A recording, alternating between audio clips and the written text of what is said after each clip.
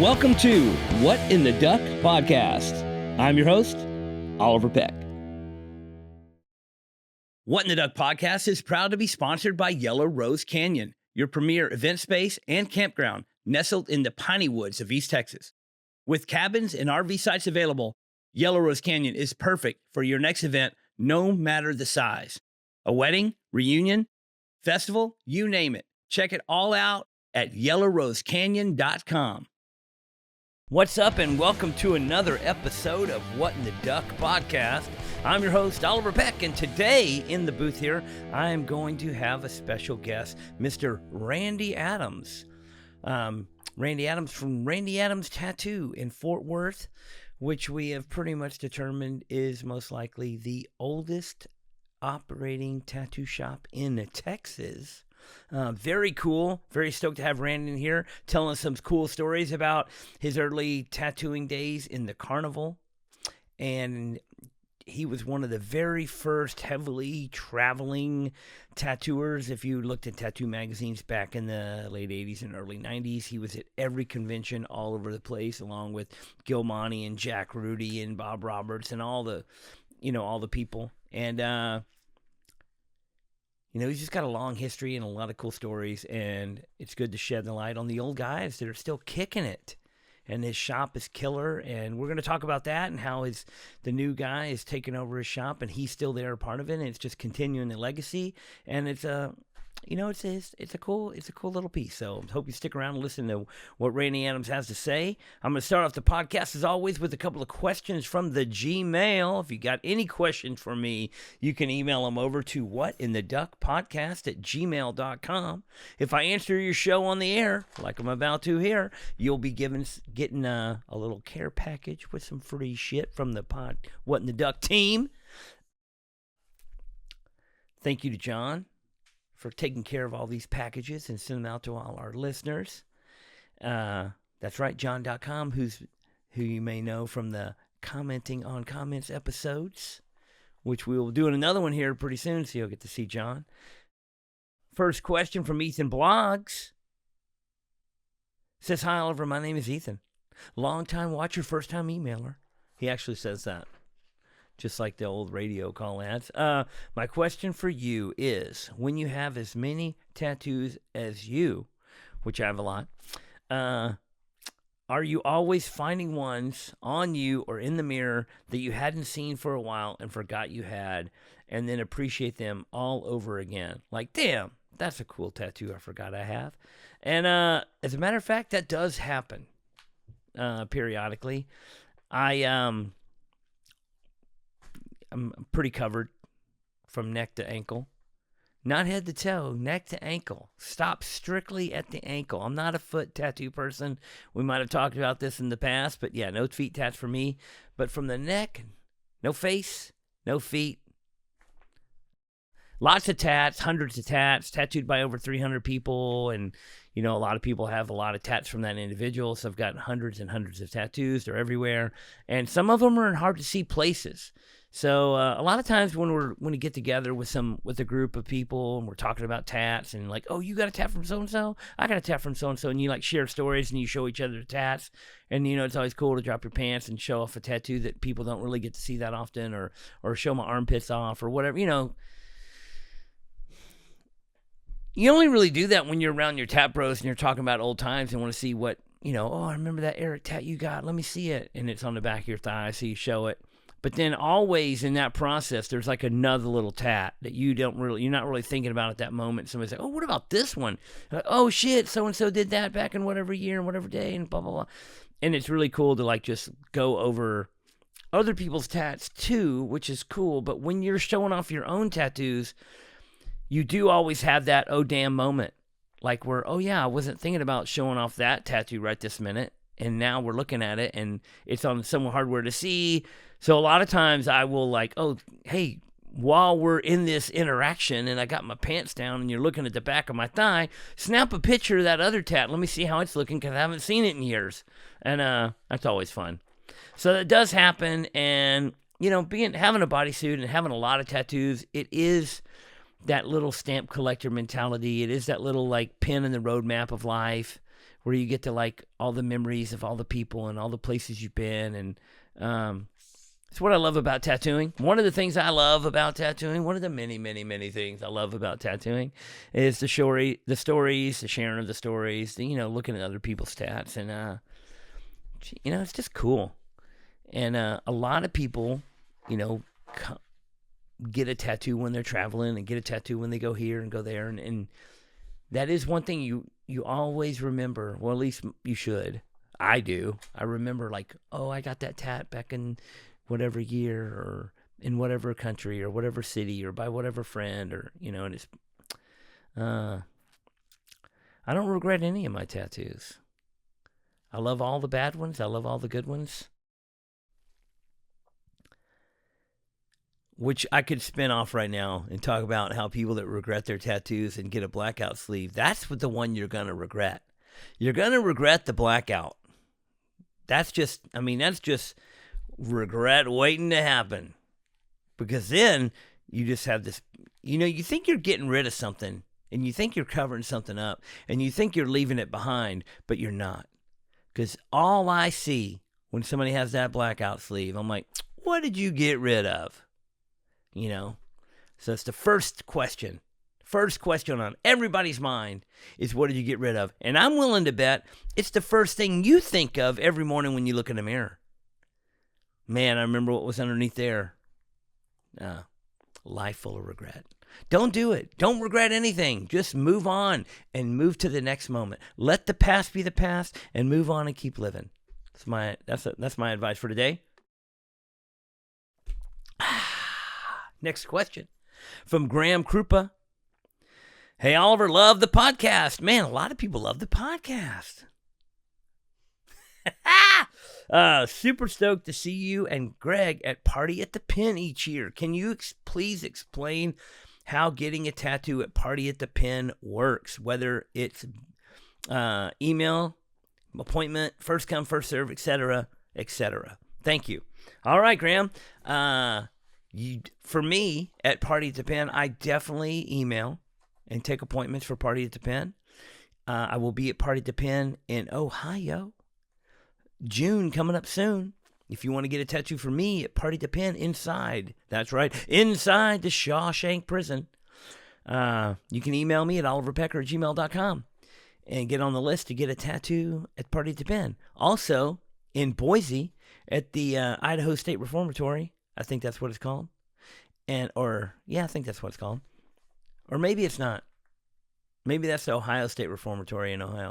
Either way, the prison in Boise, at Boise Party at the Pen in like September. If you want to get it tattooed up there by me, you can email me at oliverpecker@gmail.com and get on the list, get a tattoo at Party at the Pen, Boise. But also, we have a group of excellent tattooers that is doing first come, first serve walk up all weekend. So the answer to your question is yes, yes, and yes. You can do whatever it takes. You can show up and wait in line. You can email, make an appointment, and come get a tattoo at Party at the Pen. It's cool getting prison tats without actually having to go to prison. It's cool getting party tats at motorcycle shows, and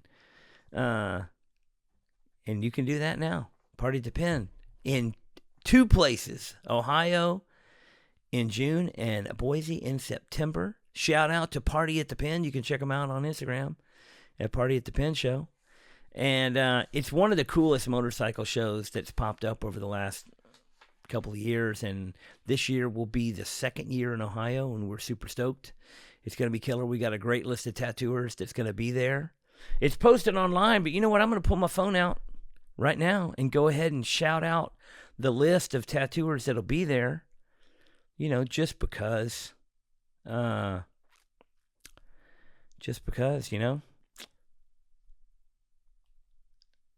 Here we go.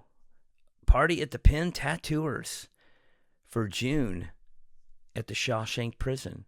Myself, Greg Christian, David Steed, Dylan K, Dustin Arnett, Adam Aker, Colby Barron, and Barron Jr. and Barron Sr., from Massachusetts, from Danvers, Mass. We've got Al Nichols, Lulu Van Tuckett, Dave Halsey, Jimmy Snaz, and Zafira. That's a hell of a list. sweet list of 13 tattooers. If there's anybody particular on that list you want to get tattooed by, hell yeah, reach out to them. You can email them, you can DM them, you can hit them up, or you can just show up and get a first come, first serve. But whatever you do, show up, because Party at the Pen is killer. And we hope to see you there. All right, one more question before we kick this episode off. I feel like I'm rolling pretty quick through these questions, so nobody's driven me down too far of a dark alleyway today. This question, though, I don't really understand it. But I'm going to read it, and we're going to figure it out together. This guy's name is Armand, and his last name is AB ... because I guess it, when the screenshot cuts it off. But so, Armand A., he says, I got a tattoo by you on Friday 13th. Well, thank you much for coming out to Friday 13th, which, is my favorite day of the year. He says, and he also included a photo of the tattoo that I did on him. And I'm happy to say it looks like it healed up great. Looks good. Good job. Good job healing your tats. I feel like that's another topic we need to broach a little more at some other later date when we're talking about tattooing. Just the whole healing process of tattooing. Because there's, over the years, every couple of years, there's some new healing method that comes out. And as you get tattooed, here you go. I'm spinning off. But we're going to get on that another day. The more you get tattooed, the better you get healing tattoos. It's not that the people you're getting tattooed by now later in your tattoo career are actually doing a better job. It's you're actually getting better at healing them, I think, is a part of the puzzle. But anyway, back to Armand's question here. It says, when does a tattoo stop being about the design and start being about the person wearing it? So I feel like you could come at this from a few different angles. Are you asking this question from the tattoo artist point of view on who he's tattooing? Or are you asking this question on the point of view of the tattooee getting the tattoo? And when are they considering the tattoo being more about what they want themselves or more about the design they're getting? For me personally, as a tattooer doing a tattoo on the person, obviously the more times you tattoo someone, if somebody's gotten, if I'm done full sleeves or, a bunch of continuing, of customers I've been tattooing for 30 years, I've tattooed them all over their body, tattooed them different decades. And, sometimes the person just wants a very specific design for a very specific reason, whether they're getting a memorial piece to a person or whether they're getting a piece to commemorate a milestone in their life, which is very common with, people getting tattoos when they get in or out of the military, people getting tattoos with their, when they get married with, matching tattoos with their significant others, the birth of children, the passing of parents. There's a lot of reasons to get a tattoo that's commemorating something that's happened in your life. And I would think that those tattoos are more about the person than they are about the design. But then sometimes people just want an eagle. And sometimes people just want whatever. Sometimes people just want something cool. And they're like, hey, man, I want to get something cool. And you're like, well, what do you think is cool or what do I think is cool? And on an interesting story, I was tattooing at a tattoo convention in Sweden. And we did have some people that were translating for us. But the guy knew a little bit of English. And so he came to me and he was like, telling me he wanted to get something. And he's like, I want old school lettering. American traditional lettering. Like some people call it pike lettering, I call it trad lettering or just tattoo lettering or whatever. But he's like, I want an American lettering. He's like, I want something cool. I want the words. And I was like, you want the words, something cool in English traditional lettering? Yes. He says yes. And so I thought, hey, this is okay. Something cool. no need for the translator on this one. I got it. So I literally write. He seemed very adamant about exactly what he wanted. And so I wrote in old lettering, I wrote the words something cool. SOMETHING space COOL, something cool. I added an exclamation point just because I like exclamation points. And I did it in a little arc. I thought it was cool. I was like, oh, that'd be cool. What did you get? What tattoo did you get? I got something cool. Check it out. And it says something cool. That's I think somebody should get this tattoo. I think it's funny. It's like a joke. And I showed it to him, and he goes, oh, what's this? What does this say? He didn't, and then we started needing the translator because he didn't know how to say it, and he was asking me what it says, and I said, it says something cool. He's like, oh, what does it say? And I said, it says something cool. And so the translator comes over, and they're like, they see it, and it says something cool, and they tell him it says something cool. He's like, yeah, but what's the words? And then, no, the words are something cool. And he goes, no, I didn't want the word something cool. I wanted something that's cool. I didn't want the word something cool. I just want something that is cool in American lettering. And so they back and forth. It's like a who's on first kind of thing going on. And I was like, oh, you. And he's like, well, what is something cool? He's like, no, what I think is cool. So basically the translator says he wants you to come up with a cool phrase that you think is cool and write it in old lettering, and that's what he wants to get. And I said, okay. I turned around, sat down on the paper, fucking wrote out this lettering, and I made it really cool. And the words that it said were, keep on rocking in the free world, with an exclamation point. And I showed him that. And then he asked him, the translator, like, what does it say? And they went back and forth, and he was like, super stoked. And so I did this cool tat that just said, keep on rocking in the free world. And that was something cool in English lettering on a guy's arm. And that tattoo wasn't about the design. Back to the question. That tattoo was about the person just wanting something cool and a shared experience of what he wanted and what I thought was cool. And it ended up being the coolest fucking tattoo that I did the whole weekend, probably, because I did the word rock in a big rock, that was the main word, and it said, like, in tiny little letters, it said keep on in the top, and then it said in the, and then free world really big. It looked like something that would be like on an album cover or something. That was pretty badass. So keep on rocking in the free world. And I don't know if that even gets close to answering the question that Armand is asking. But I would say, there's a relationship between a tattooer and the customer, especially that grows over the time of getting more tattoos and spending more time with each other. And I feel like the tattoo experience definitely grows into more than just being about, just what the actual tattoo is. And it definitely grows into something that's either continuing on a body of work or being a part of your story. And it's one of the things, again, like I said earlier, it's what I love about tattooing. The shared experience, the stories, the history markings on your own body that you're getting over the course of a lifetime. So Armand, thanks for the question. Thanks for coming to get tattooed on Friday 13th. Feel free to chime back in the comments if I did or did not answer this question or shed any light on your quandary at all. But I appreciate you. And thank you so much, everybody, for paying attention, chiming in.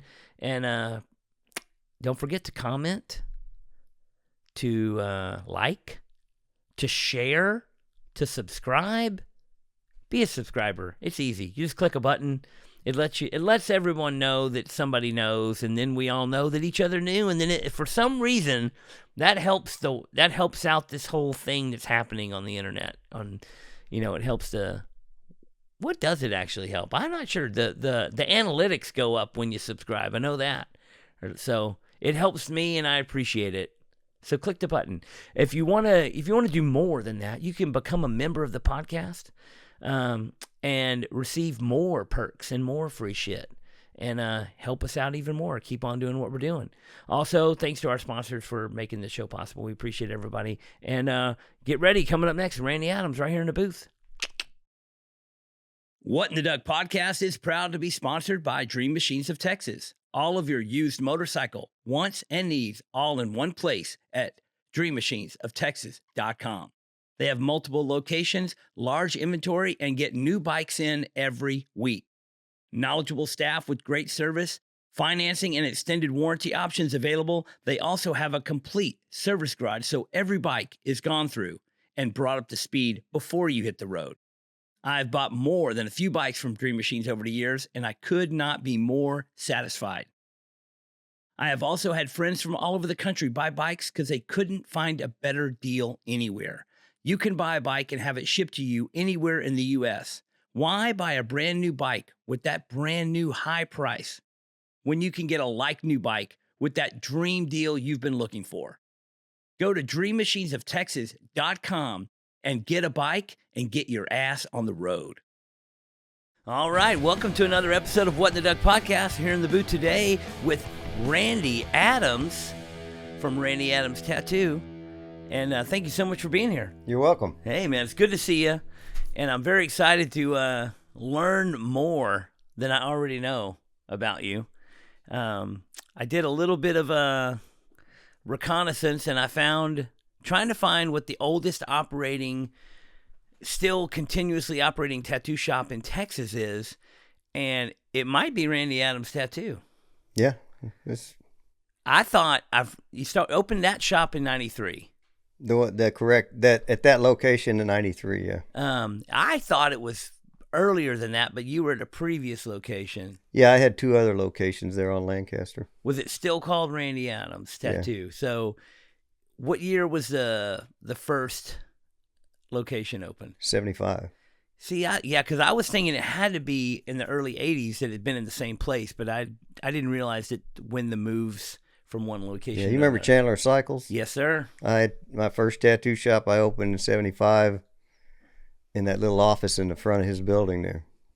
Well, I mean, at that rate, at 1993, you're still the oldest operating tattoo shop that's continuous.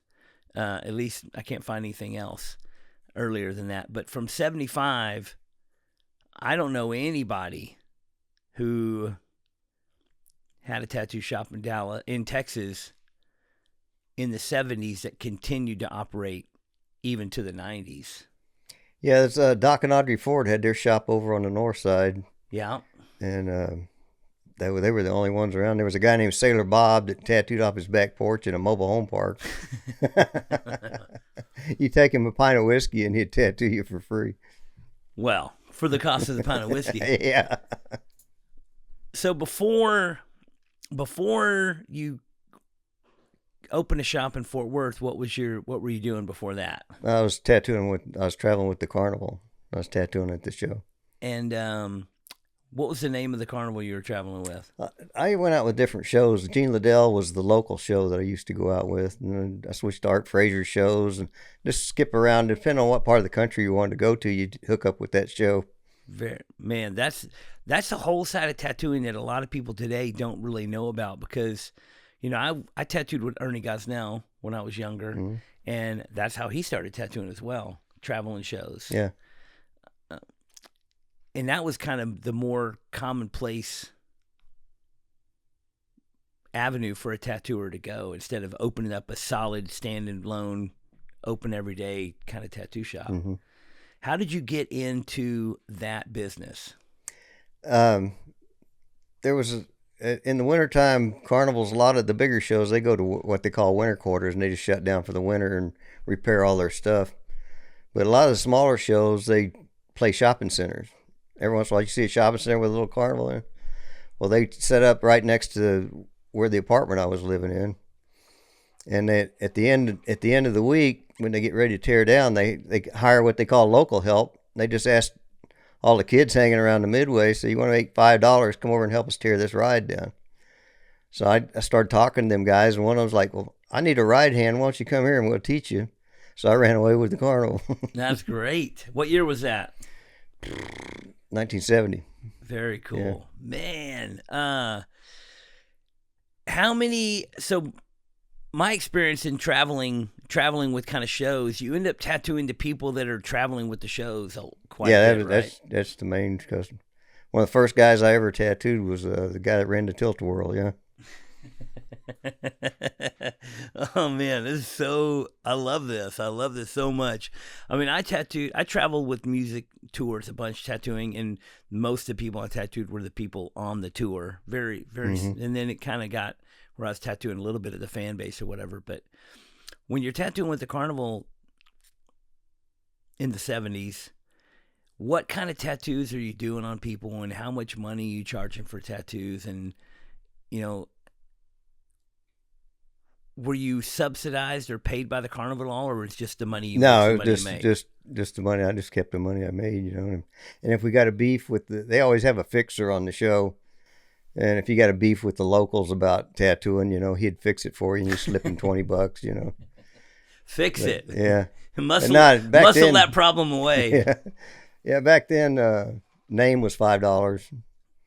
Stuff like, it's about and we did mostly just pork chop tattoos, the old Huck Spalding. Yeah. I mean, names are like the number one thing. Yeah. Even when I started tattooing in the 90s, names were, half the biz. Mm-hmm. Yeah, the record for getting a name, you always tell people, you get that name, you won't want it covered up someday. The record is 4 hours. Oh, it was a tattooing. We were set up in Pueblo, Colorado. And the guy came in, got his wife's name put on him. 4 hours later, he's like, "Get this cunt's name off my arm." I said, "It don't work that way, man." Oh man, what do you do? A 4-hour turnaround. I told him, I said, "I can put something over, but it's going to show right back through because it's brand new, Got to let it heal. So he said, do it. So I went ahead and covered it up with a panther head. How much was that panther head? $5 name. How much was the panther head? About $40. Yeah. Oh, the old Huck Spalding sheet had three panther heads on it. They were all the same, and they were all slightly different sizes. Yeah, just different size. Same with and one going this way, one going that way. Yeah, and the climbing panthers, he had a small, medium, and large on there. Oh yeah. Oh man, I remember seeing people get that crawling panther just straight sideways, exactly over a name, and it looks so funny. And just like, you got a long name. What are you gonna do? Well, Zeke drew up a special sheet just for covered up names of black panthers crouching sideways or leaping sideways. Oh yeah, So let me ask you this question: just to shoot off on this panther tattoo. Do you think that the popularity of the panther tattoo slightly came about because of the ease that it is to cover something up? I'm not sure. I never thought about it like that, because panthers, I mean, it's obviously the number one thing you're going to cover something up with, at least in my career. But you do get a lot of people just getting the panther without it being a cover up. But they're getting it because it's popular. Is it popular because so many people had it because they covered up a name with it? I don't know I don't know the answer to that, but it's been around. It's one of the original designs that ever, I've seen it as far back as, the 30s. Well, there's that, that original clawing panther from the old. There's an old ad that's somebody used it from, and it's from the World War I era.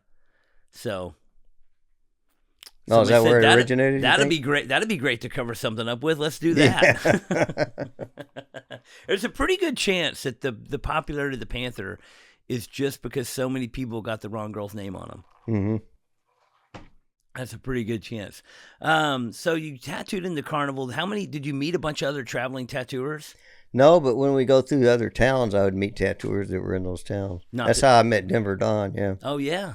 He's the one that really started teaching me how to tattoo. He's the one that introduced me to Zeke, actually. So. Very cool. So I love the stories. Like, I have the same stories. Like, I was tattooing for a while, and then I met someone that teach me how to tattoo. Mm-hmm. So you were just tattooing. Well, when I was on the show, and I was I'd learned how to sign paint, and I was and the guys on the show knew I could draw. So the Jimmy Hart, an old tattoo artist that tattooed in the freak show down there, he said, "Hey, I'm about getting ready to retire when we go back through Denver. He said, you want to take over?" So that's where I started tattooing. Golden opportunity. Yeah. And of course, he couldn't teach me. I thought he was teaching me something, but he wasn't. He'd teach you to plug it in and stick it in people, right? Yeah, he tattooed out of cold cream jars with his ink was in the cold cream jar. You hear that needle. So he tattooing with fish hooks, basically. They call those the good old days. Yeah.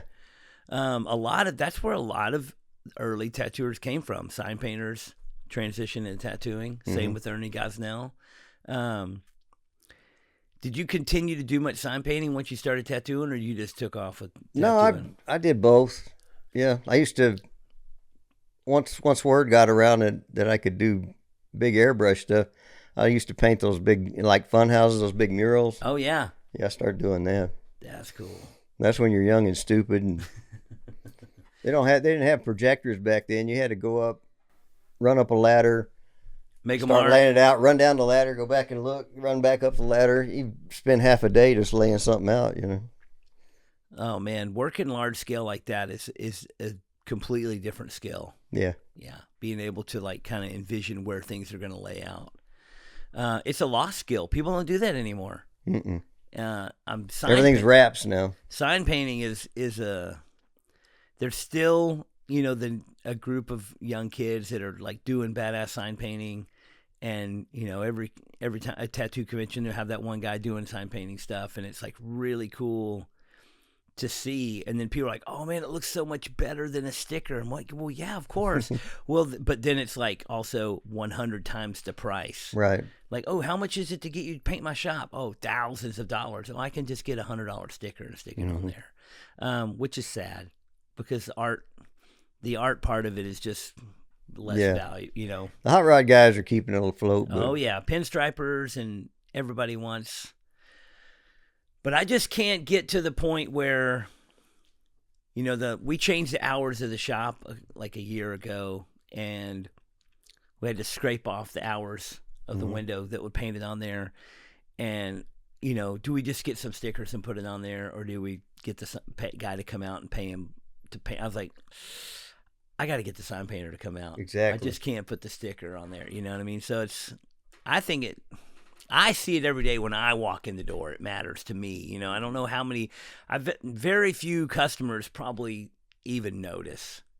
That it just says noon to midnight. Well, they notice, but they don't notice. They think that it looks cool, but they don't know why. Mm-hmm. Same thing. Neon versus LEDs.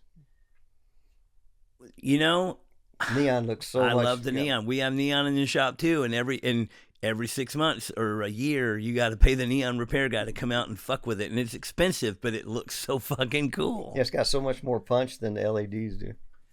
They are. I mean, every couple of, I don't know, every year, the new LED signs look better and better. They look more and more like real neon. Maybe someday it'll be just as good, but it's not the same, I don't think. I love the neon. I just keep paying the neon repair guy to come out and fix it. I think the repair guy is getting more frequent because the quality of the ballast has gone down. Exactly. Because when we first put the neon up front outside the shop, it probably lasted 10 years, and then the ballast went out, and then you get a new ballast, and it's like 3 or 4 years, and then now it's like every year the ballast goes out. And you notice when they're putting them in, they're smaller. They're lighter. Dude, 25 years ago, that ballast was like a boat anchor, man. Dude, real heavy. One like we had it up in the false ceiling in the back, and it like broke through the fucking. The ceiling's like bulging out. Why is that ceiling bulging out? Oh, that fucking 200-pound ballast is up there. Now it's like a little box, a little lightweight box. Man, so at what point were you after the carnival traveling, you open up a tattoo shop, but you're still traveling a lot. Mm-hmm. Even once you open a shop, you're traveling. Once the 80s came around, you were one of the most heavily traveled tattoo convention tattooers. I mean, we were looking through tattoo magazines last couple weeks ago, and like it'd be like Detroit convention, there's a picture of you. You know what I mean? Like every time you look at a picture, a group of people in these different tattoo conventions, you're always there. Well, that was one of the advantages of being the only shop in town. You could close for a week, go to a convention, and come back, and you were busier than when you left, you know? People were waiting for you to get back. Yeah, so you were free to travel. And you weren't losing the business to the shop down the street. Yeah, because they didn't have any place else to go, so they just all gang up on you when you got back. Like doing a payday when you got back. I feel pretty fortunate because right when I got into tattooing later in the 90s and started working for Richard Stell, he's the one that like started taking me to tattoo conventions and going and meeting all these other tattooers from around the world. And it was like, I feel like I caught the last end of that golden era of like the travel, all the tattoo conventions being like a big reunion, the same group in different cities all over the place. I think it's still a little bit like that, but I think it's changed in a way that now you go to a tattoo convention in said city and it's like 100 tattooers from that city. And the concept for me of the tattoo convention is for other people to come to that city to tattoo instead of just being the guys from down the street. Exactly. But you were, I've seen pictures of you at Ink Slingers Balls and, all these shows that the lore and the stories about. How did you get into knowing that these tattoo conventions were going on? Was it from joining National or something like that? No, it was when Dave Yurku put on the very first tattoo convention in '76 in Houston. I went to that. Yeah. Which is the 50th anniversary coming up of that show is this year. So 50 years ago, you were there. Yeah. Who all was there? Do you remember? Man, Peter was there. Lyle was there. Actually, when Lyle had to be there. my first tattoo machine was the old Cindy Ray outfit, and I bought it off a guy named John Stuckey, and I donated that to Lyle's museum at that first convention. Oh, very cool. And he gave me a crappy set of picture machine flash. He was a wheeler and a dealer. Yeah, man. He was. Oh man, that's pretty cool. I wonder what's going on with all his collection now. The museum, all that stuff. I don't know who's got that. Yeah, I don't either. I haven't heard lately. But man, that I went to the first tattoo convention I ever went to was 30 years ago, and it was in Houston. It was the 20th anniversary of that first tattoo convention. Yeah, I went to that one. And I just started working for Richard. And, or I'd been working for Richard for a little while, but that was the first convention I went to. And I can't believe that's within 30 years ago. It's wild.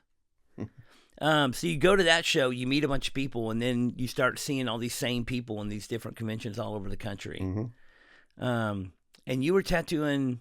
What was your deal with tattooing Hawaii? That was when I was dating Winona. And that was the 80s, right? Yeah. And were you spending a lot of time over there? Not a lot, but you go over and spend a couple weeks at a time and fly back. Yeah. That's. But she had a class operation there. Skin Deep was. Oh man. Always been a gold mine.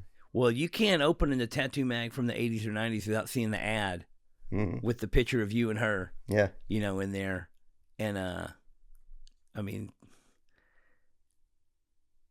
I've seen, every magazine you see that. You see it's your back piece in there, which is iconic to see that image over and over a million times.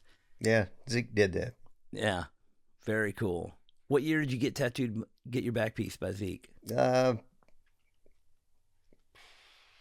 76 through 78 probably. Yeah. I used to go down and work paydays with him and Sailor Bill when they were in Leesville, Louisiana, down there at Fort Polk. Oh yeah. The stories about all the base tattoo shops are really cool. And so you just to let people know what you're talking about, you're saying I used to go work paydays, because military paydays. That was a big deal. Everybody, because people are on base and then they get paid and then they get off for the weekend, and tattoo shops would just have a line. Yeah. Before my time, I never got to. I've just heard the stories about that kind of stuff, but that's where, tattoo shops kind of got the reputation of like staying open all night, tattoo till everybody's done. Yeah, back in the Vietnam era, that was where they did all their jungle warfare training down there at Fort Polk, and those guys would line up. And Sailor Bill, he he started giving him and Jack Armstrong were bitter rivals. Yeah. And Jack Armstrong had a station wagon. It was all painted up like a carnival thing, had a sandwich sign on the top and flash painted all over it. Well, he'd go park in front of Bill's shop before Bill opened up, and them soldiers would be waiting, and he'd go, "Oh, this guy's sick. He's not going to be tattooing today. Come on, I'll give you a ride up to my shop." And he'd steal his customers. So him and Sailor Bill started a huge feud over that. Oh my God. And Sailor Bill started getting, "All right, I'll tell all the cab drivers I give them $1 a head for every soldier they bring out here, And Bill was an old carny, and he had all of his carnival rides set up. He had the snake show and the fun house and all that stuff set up in his parking lot. And he charged them guys 50 cents a head to go through there. They just get in there to get in the air conditioning, get out of the heat, And then inside, he had a pool table in the center, and he had 50 spots marked off on the floor, and each guy would stand on one of those spots. He had room for 50 guys to stand in there. Dang. And the other guys would wait outside. And them cab drivers would be coming, just dumping them guys off. They would. He said, "Hey, I need to get a tattoo. I know right where to take you." Oh my God. And so you would go down there, just work like a long weekend, or just work all day, all night, as long as you could. Mm-hmm. And I learned so much from Zeke doing that. It was just crazy. Bill was just like a loose cannon. You couldn't learn nothing from him, but Zeke, man, that guy was an encyclopedia. And he had all the good drawings. Oh, he had Jerry stuff. He had Don Nolan stuff. He had Ed stuff. He had all the good drawings, all the good flash. And even the way Zeke put his little tweak to things was nicer than most people were doing at the time. Exactly. Yeah. That's you got a pretty good deal getting worked in with him. That was like winning the lottery for me. A lot of people I've talked to from that era, like, learned a lot from Zeke. You meet other people that say the same thing you're saying. Zeke was very generous with, like, helping people and getting and taking people under his wing, so to speak. And I mean, I think he had a pretty large influence. He did on tattooing. And when I was, one of the first people I learned about as a young tattooer. Before I knew who Zeke Owen was, before I knew who Ed Hardy was. Mm-hmm. You know what I mean? I think Zeke, because so many people would talk about Zeke and show Zeke and have Zeke, I got this flash from Zeke, or Richard had stuff that he got from so-and-so that he got from Zeke and stuff like that. So it's, he was one of the first guys to draw his own flash and have it in there, like all the other shops, they'd have stuff they got from Huck or National or whatever. Yeah. And Zeke stuff was all original. Yeah, the big common thing that you see people do is they get the flash from whoever, and then they put their own name over the top of the old name. Yeah. You know what I mean? So it's like, Zeke was a real artist. He was. A lot of tattooers are tattooers. As far as, like, he was probably one of the earliest people that were that level of artistic skill. Exactly. That I know about, that I learned about in tattooing, and then later you learn about, I learned about more people, but the amount of influence Zeke had on so many different people around the country, because he, there's people in Northern California that are influenced by Zeke, and people in Florida that are influenced by Zeke. Like, I think he got around quite a bit. He did.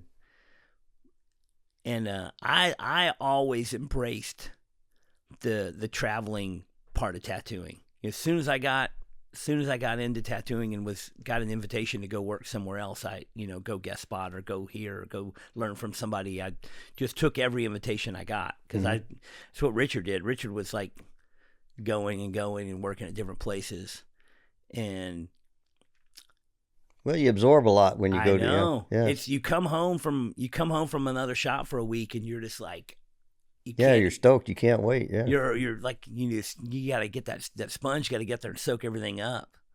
Yeah, I met Zeke years ago, and he was so cool.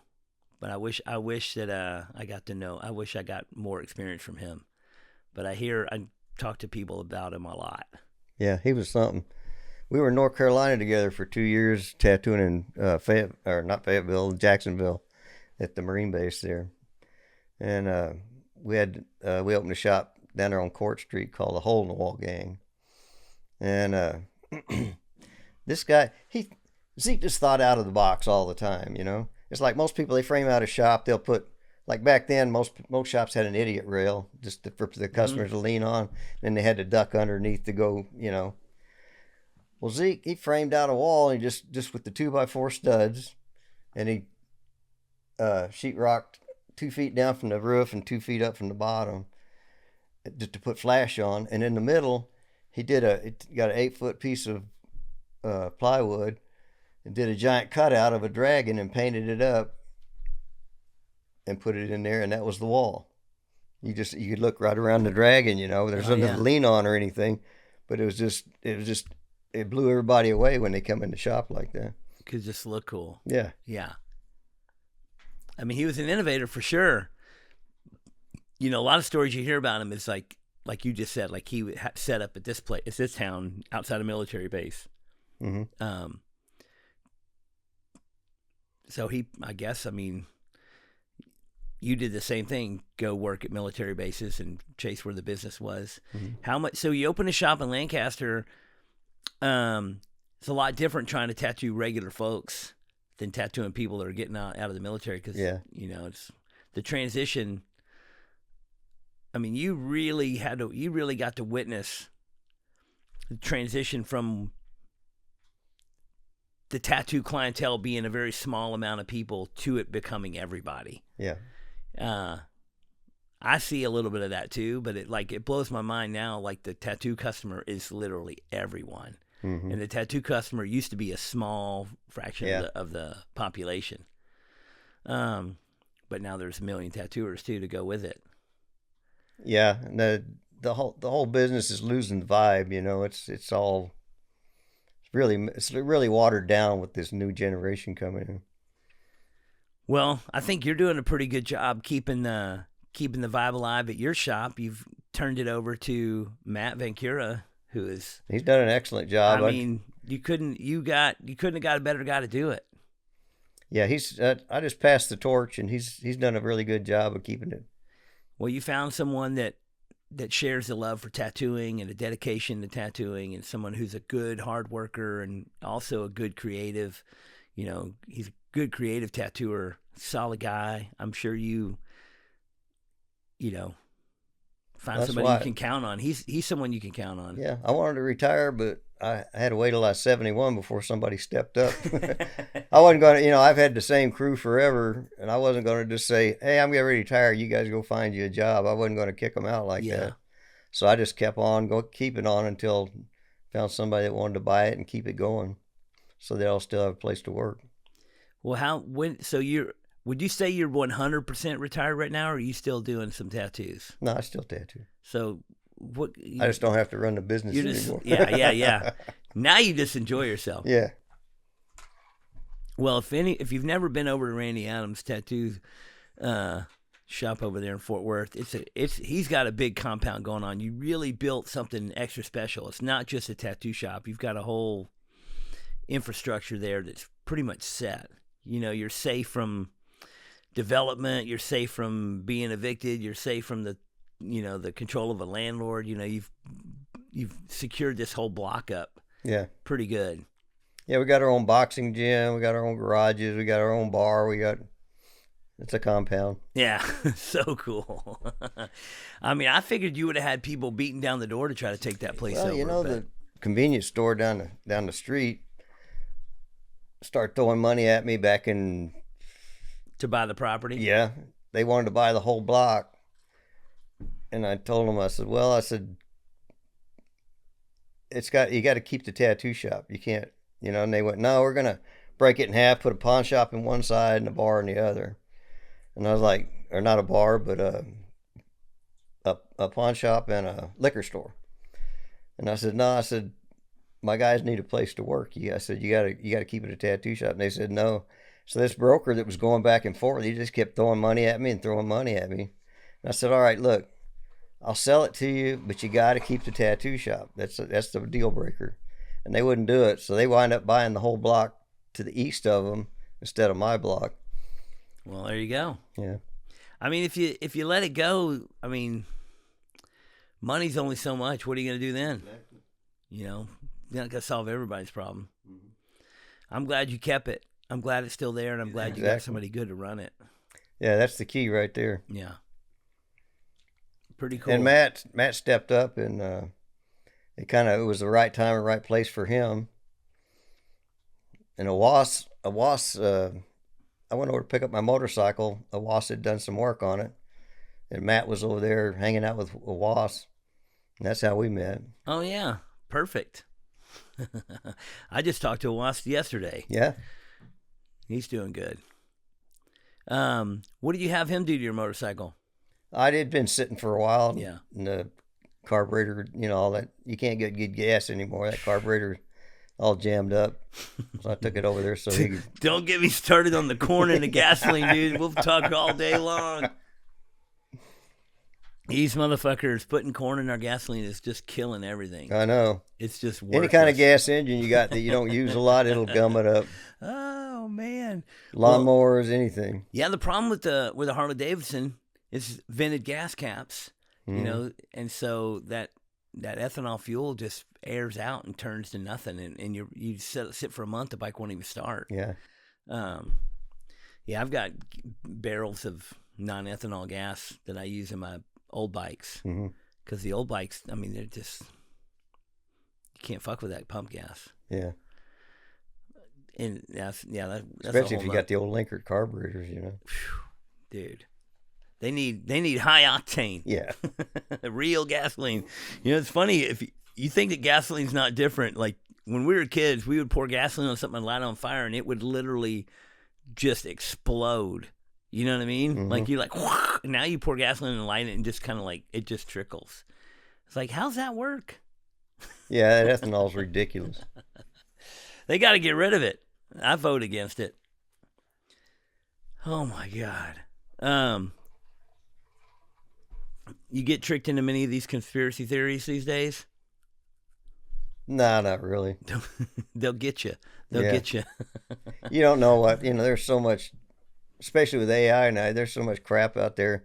You can doom scroll yourself into a depression, so I don't even mess with it. Stay away. Yeah, and we talk about it all the time. We're getting close to the era where you're not going to be able to tell what's true or not. Exactly. With the AI. My whole beef with AI is just the integration into tattooing with it. I don't know how much you're dealing with this, but we see it every day. Like people come in to the shop with their design ready that they made on AI. Mm-hmm. Like, this is what I want. And you could tell that they just typed into AI all the things they dream about, and then boom, there's this image. And it's like, sometimes it looks okay, but then when you really start to look at it, you're like, wait a minute. That doesn't translate into a tattoo. Or it's just, there's things wrong. Mm-hmm. Like somebody brought in a thing and like the cow had 2 ears on one side, and it's like he wanted this. I don't know why he wanted the cow, but 2 left hooves. Yeah, little weird shit but I'm sure AI is going to get better. It's going to be better than all of us in no time. Mm-hmm. But I think that we're about to be like sign painters, where it's going to be the few old school people that are still doing tattoos the old school way when everyone else is doing the modern technology shit. Yeah. Well, it's like pins versus coil machines, Yeah. Look at the transition that happened there. I mean, I just went to a convention recently, and I saw a lot more people using coil machines. Mm-hmm. I think a lot of people made that transition to the dildo, and then they just realized that it's not doing as good, Yeah. And then people are coming back around. I think Like that neon versus LED again. I think a lot of, I was surprised because the last couple of years I would go to a tattoo convention and there'd be like everybody's on the dildo, the whole room, and there's a few people on coil machines. And then I went last month and there was like the majority of people were on coil machines again. Yeah. And I know, like, I see this person. I know they were using a coil before. I know they were using a pin before. And now they're back to using a coil. Maybe they're just doing it at the convention because, they're going to be, people are going to be taking their photo. And nobody looks good. Nobody looks good with that dildo in their hand, dude. It's such a bummer. Like, you see a video. With the grip that big. You see you see a video of somebody doing something cool, and then you, like, zoom down, and they're just got that. Oh, my God. I do try to take a photo of everybody I see using one, just so I can show it to them later. Because it doesn't age well. Oh, my God. Well, what do you think, from your perspective, what do you think the biggest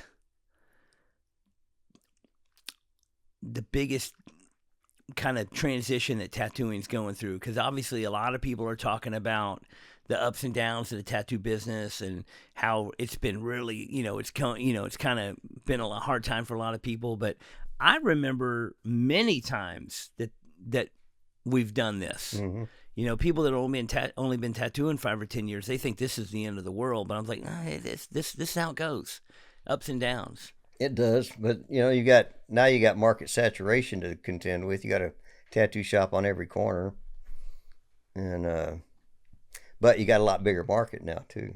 Oh yeah, all the young people. I mean, it's tattoos are for everybody now. Yeah, and you also see a lot of people that types of people that previously didn't get tattooed because of religious constraints. Mm-hmm. Like the new generations of these people, of everybody from different walks of life have like loosened up. Everybody. Yeah. How many religious tattoos you do now? A lot. It's it's a big chunk. Mm-hmm. And like my grandmother was pretty open-minded for her era. Like, she loved that I was an artist, and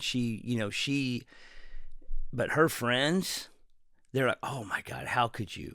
You know what I mean? They're like, my grandmother was really cool about it because, she watched me develop or whatever, but she encouraged my artistry in every way my whole life. But anybody her age and her friends, they were just like, oh, and she was like defending me to them because her church friends would be like, I just can't believe you're, because my friends would come over, for Sunday dinner or whatever, and they're all tattooed up, and they're like, I can't believe you let those people in your house all tattooed up. My mom was like that until she found out I was making money. Oh man! Well, my other grandfather, when I started making money, he just didn't believe it. He thought I was selling drugs for sure. Yeah. He's like, what are you doing to get all that money? I'm like, I'm just working. What kind of work are you talking about? Well, Nona's dad was like that. He goes, and he'd be in the tattoo shop watching her work, and he goes, I can't believe these fools are sitting around paying you to do this. And she's like, Dad, shut up. Well, that's what my grandfather was. He's like, so people, you're doing tattoos on people? I'm like, yeah. He's like, and they pay you for this? He just didn't believe it. Yeah, just couldn't believe it. Yeah, I had a Cadillac, and he thought I was selling drugs. But I had quit selling drugs. Yeah. I mean, when I was selling drugs, I made a little bit of money, but I didn't make enough money to have a good living. No. I think that I was talking about the other day. I was like, man, remember in the 90s at the tattoo shop, the drug dealers were rich. The drug dealers had like $100,000 Rolexes, diamonds everywhere, and came in with stacks of money this big, and were buying tattoos for their 10 friends, whatever it cost, just peeling off hundreds. And nowadays, somebody's a drug dealer, they're like, Oh, what's the minimum? Yeah. Well, their market's saturated too. Yeah. Yeah, they like I just think like if you're back in the 90s, it was worth the risk Hmm. of selling drugs and being a criminal because you made like a lot of money. Yeah. Nowadays, you're gonna you could get a job, you could get a regular job and make more money than being a drug dealer nowadays. Like these drug dealers, they're just broke. Yeah. It's just sad. Like you need to get a new job. Yeah, because we don't get them. Nobody comes in the shop anymore like that. With just I don't care how much it costs. That attitude, totally out of the window. Yeah. Yeah, And the days of the guy walking in with a briefcase full of money are gone. When I was working in Houston for Jody Griffin, we used to have the guys like the Ghetto Boys and all these rappers and all these gangsters who would come in and they'd have bodyguards with briefcases and they would just spend thousands of dollars. Yeah. Boys to Men came in our shop at Tattoo Mania in Hollywood. Did the exact same thing. They probably had a dude, a big dude in a suit with the briefcase. The big dude. Gil tattooed the other four, and then the little wimpiest guy. He was almost in tears. He's like, "Is this going to hurt?" And the big guy goes, "I'll go first, man." So he got tattooed, and then the guy got in the chair. And he goes, "Well, this isn't so bad at all." He talked like Michael Jackson, and he's like, "This isn't so bad at all. I'm going to be getting more tattoos, Hell yeah! And at the end, the big guy opened the briefcase. Man, talk about a fucking era of tattooing, tattoo mania. What years were you tattooing out there? I went out there. Well, Zeke. Gil called me in Texas and said, "Man," he says, "can you come out here?" He says, I'm off the wagon. He says, "I'm fucking up." He says, "I got this shop. It's making lots of money, but I'm fucking up." And he said, "Can you come out here and get me back in the gym and get me on the wagon?" And how many people you think Gil called to do that to him over the years? I was the only sucker that bit. And I told him, I said, "Man, I'll come out for a couple of weeks and hang out with you and see what I can do." So I flew out there. And his little shop was right there. It had 500 square feet, just a little storefront. Dude. And I told him, I said, "Man," "you need to rent the place next door, knock the wall out." I said, "You got people hanging out in the street out there waiting to get in here, And he goes, "Well, why don't you lease it and we'll go partners, And goddamn if he didn't talk me into it. So, well, I was out there. This is right. The first year, I was there for 2 years. My lease was for 2 years. We were there for the LA riots. That was right at that time. Was that good for business or bad for business? Well, it was bad because during the riots we had to close. We just stayed there and guarded the shop. And right across the street, the Koreans on Sunbee Liquors, they were on the roof guarding their place. Oh man! And then of course the Rainbow and the Roxy and the Whiskey A Go Go. That's these guys. They were on the roof guarding their stuff. So they got all the way, they got up to Tower Records as close as they got to us, but they didn't mess with none of us because we was all guarding our stuff. Yeah. It was funny, the gang squad guys would come in after the riots and get their badge tattooed on their chest. And the badge, the top of the badge is the Los Angeles skyline with sun rays coming up. Oh yeah. They came in and got it with the skyline with flames behind it. Wow. Man. What in the Duck podcast is proud to be sponsored by Legacy Ink, the finest in tattoo pigments. I've been using this ink exclusively for over 20 years myself. It has been recently rebranded and marketed, but it has been the same recipe for decades. Real, hand-mixed tattoo pigments that heal great and last. People always comment on the yellow that I use and the yellow tattooed on me, my favorite, the Mayan yellow. I have seen countless 20-plus-year-old tattoos with the colors still vivid. Don't duck around with all these newfangled companies with their watered-down baloney. Get the tried, true, and tested good shit.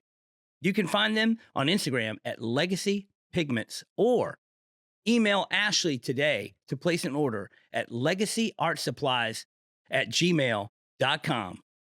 Tell them Oliver sent you and receive a special discount. Don't just do tattoos. be part of a legacy.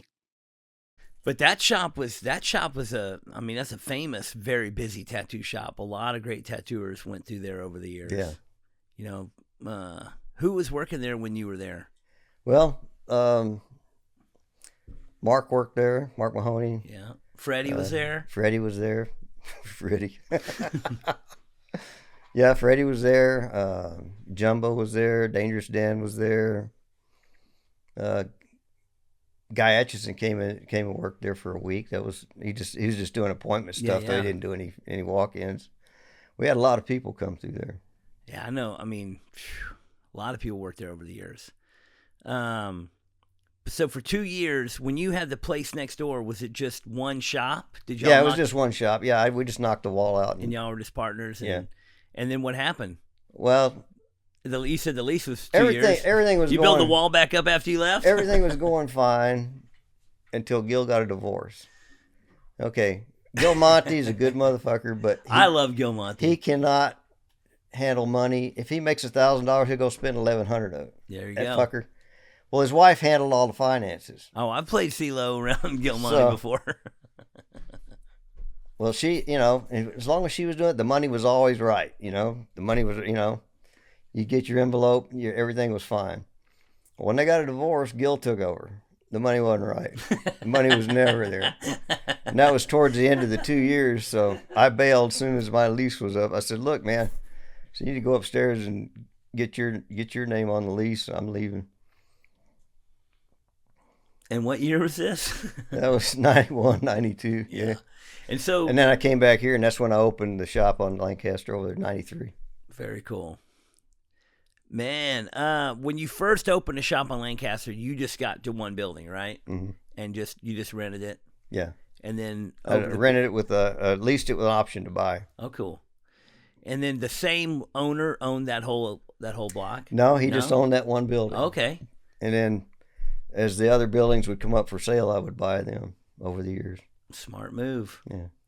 Smart move. We opened Elm Street in 96, and at the time, people were like, man, y'all should have bought this building. I was like, we could never afford this fucking building. Like, back then it was they wanted $900,000 for it, Mm-hmm. and me and Dean were just two fucking retarded kids. We couldn't come up with fucking, even down money, yeah. Down money, And then by the time we got our heads out of our asses and had a good business and had a bank and had money saved, then the building's worth $2 million. Exactly. And then we're like, well, we couldn't get. Now we need 500 down. You know what I mean? We definitely can't do that. And then by the time, we get, every time we get here, now the building's like $10 million fucking dollars. Yeah. You're like, are you fucking kidding me? This shithole building. It's a 1920s fucking shitty fucking building that's fucking got bad plumbing and bad electrical and bad roof, and it's like, how's it worth $10 million fucking dollars? Yeah. The problem is our building is it's one building, but it's the tattoo shop, the bakery next door, Cafe Brazil, and the parking lot. So it's a big corner lot. Mm-hmm. But even it, you pay $8 million for this fucking thing. You can't get $8 million in revenue out of the Cafe Brazil, to fucking afford to pay, whatever the mortgage is going to be on that. Right. It's insane. So what they say the property's worth and that's not a. You're basically buying the lot, not the building. That's basically the lot. If anybody was going to come in and pay $10 million for that building, they wouldn't care about the building. They would just build something else there or whatever. It's the only. Who knows? Well, it's like when they tore down the Bronco Bowl. Yeah. They bulldozed it and put up a Home Depot. Never telling how many millions they paid for the Bronco Bowl. Man, I miss the Bronco Bowl. It was the best venue ever, man. And right before they closed it, they just remodeled it. Yes. They spent all those millions of dollars the redoing bowling it. alley got redone, which had to cost a couple $100,000 just to redo the lanes. Yeah. You know what I mean? And the whole food court, restaurant area. They redid everything. The whole arcade. Yeah, it was probably I would say back then it had to be a multi-million-dollar restoration, Sure. Remodel. And it was less than 2 years before they. And they put the concert room got redone, all new sound. I mean, that's that venue hundreds had of thousands of dollars in light and that sound. venue had the best acoustics of any venue around here. I saw a lot of shows there. Yeah, Alice Cooper, Guns N' Roses, Alice in Chains, And Armored Saint. every kind of show, dude. Weird Al Yankovic or George Jones Exactly. or comedy shows or Billy Idol and it was. I saw Alice Cooper there when Guns N' Roses opened for him. Man, I've never seen Alice Cooper, but I hear he puts on the greatest show He does. ever. Does an excellent show. Yeah, I heard it's one of the best shows.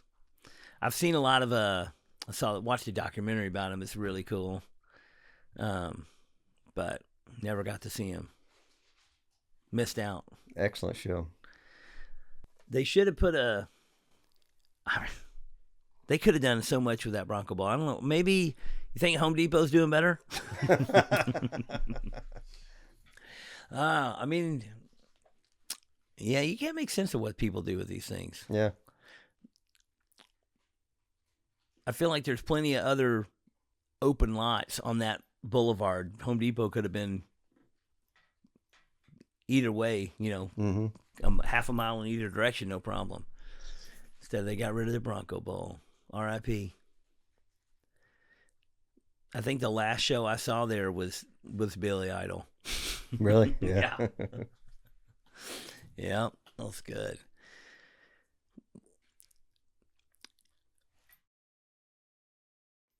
So from 93 till now, you're like 33 years in that same location. Mm-hmm. Like we were talking about earlier, it's probably the longest running standstill shop. I mean, in Deep Ellum, the first shop in Deep Ellum was Tigger's. Right. And I'm not sure what year they opened. That guy was a character, wasn't he? He was a character. I mean, that shop. You have any idea when that shop opened? It had to be open in the late 80s. Because I was in high school. I graduated high school in 89, and I was coming down to Deep Ellum for shows, and Tigger's was there. I'm not sure when he moved in over there. Yeah, I think so that was probably.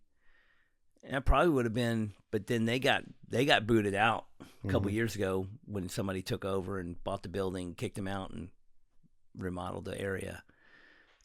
Tigger's was already gone at that point, Right. But Jimmy Flatt had bought it, Right. But then, but other than that, you had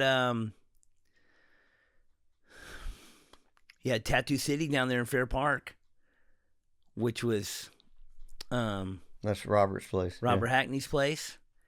But he didn't. He moved out of there by the early 90s. Yeah, early he 90s, he was gone. took off and went to Hawaii. Yeah.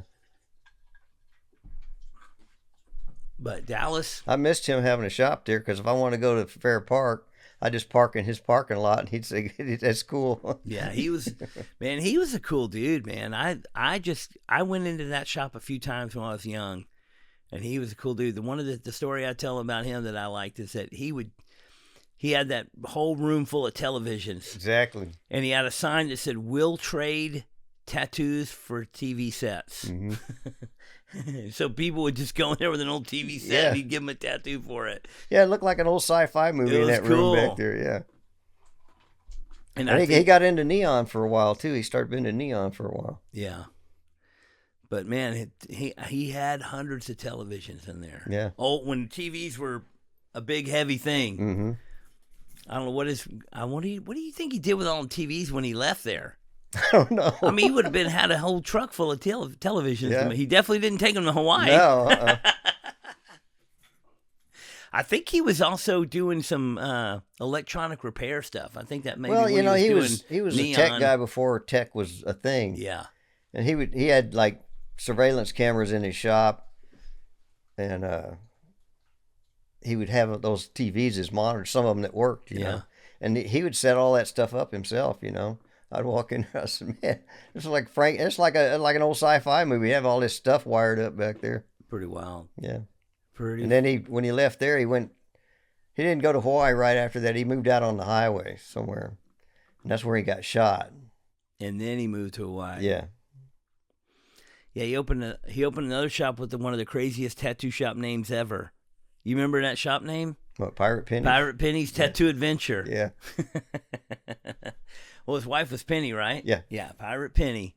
I feel like that tattoo shop name would do better in Hawaii than it did I know. on the weird side street off the highway. Well, he's definitely a big part about Dallas tattoo history, though. A lot of people don't know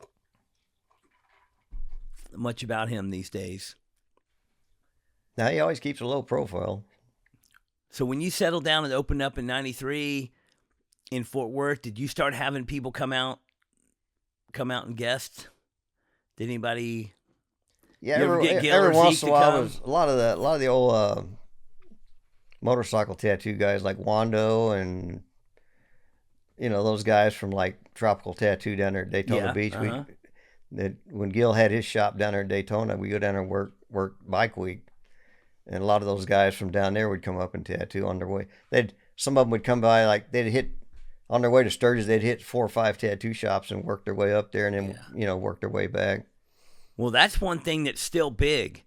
The carnivals are gone, but the bike rally tattooers are still a big thing. Mm-hmm. Going to tattoo Daytona, going to tattoo at Sturgis, going to tattoo Laconia. Like every big bike week, has a big tattoo presence. Even when they do the Harley homecoming anniversary, like the 120 deal, they have like a bunch of tattooers that are working it. So I think the biker culture and tattooing is still doing what the old carnival used to do. Exactly, yeah. Which I think is really cool. I've tattooed it a bunch. Been down to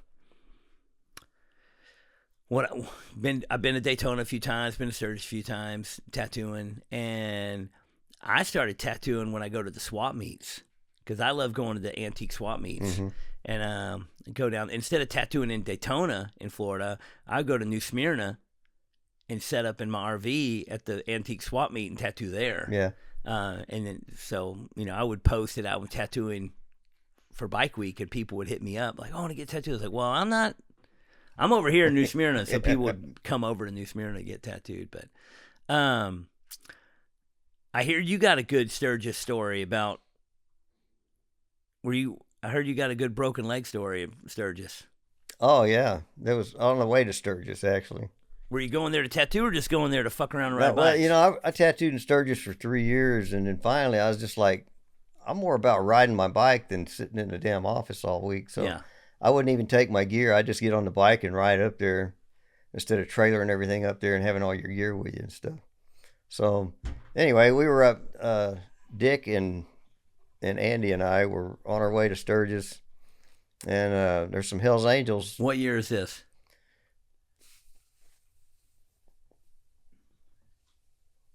83, I think. 80 was the 50th anniversary, so I think it was the 53rd anniversary. Yeah. And what bike are you riding? I was riding my old Panhead. Cool. Yeah. Cool. 50 Panhead. And anyway, we were up there, and after we turned off and gone into the Black Hills, we always went up 25 because you can make a lot better time that way. It's a little further, but going through the cornfields in Nebraska sucks. It's a whipping. Yeah. Side wind, just. But one of the Hells Angels was they, you'd see them at gas stops. We was kind of yo-yoing up and down the highway. Well, after we turned off, there was one of those trucks, those big pieces of rubber come off their tires when those tires go bad. One of those things flew back and broke this guy's leg. And he didn't lose. He swerved all over the place, but he didn't lose it. The tire hit his leg. Yeah, well, it's just a big chunk of rubber, Yeah. But going 70, 80 miles an hour, and it snapped one of his legs and his shin bone.